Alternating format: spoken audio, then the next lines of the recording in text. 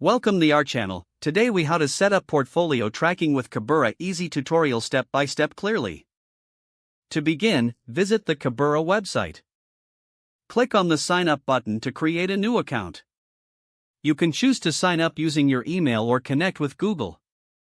Once signed in, you will be directed to your dashboard. Here, you will find options to set up your portfolio.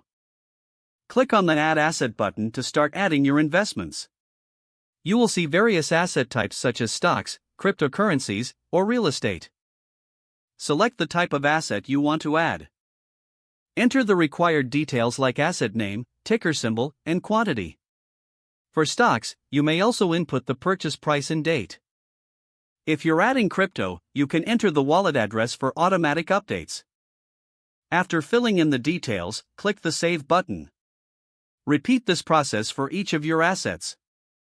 To track your net worth, navigate to the Net Worth section. You can view your total portfolio value and asset allocation here. To customize your portfolio, explore the Settings option.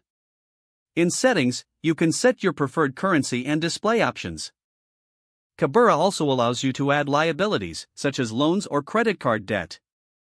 To do this, click on Add Liability and fill in the necessary information. After setting up all your assets and liabilities, you can analyze your portfolio. Check the performance graphs to see how your investments are doing over time. To keep track of your portfolio, revisit the dashboard regularly.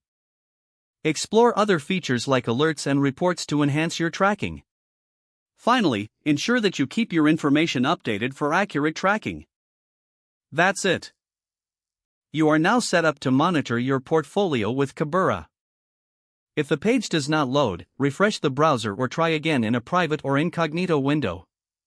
Make sure you are using the correct email address, then retype it carefully to avoid small typos.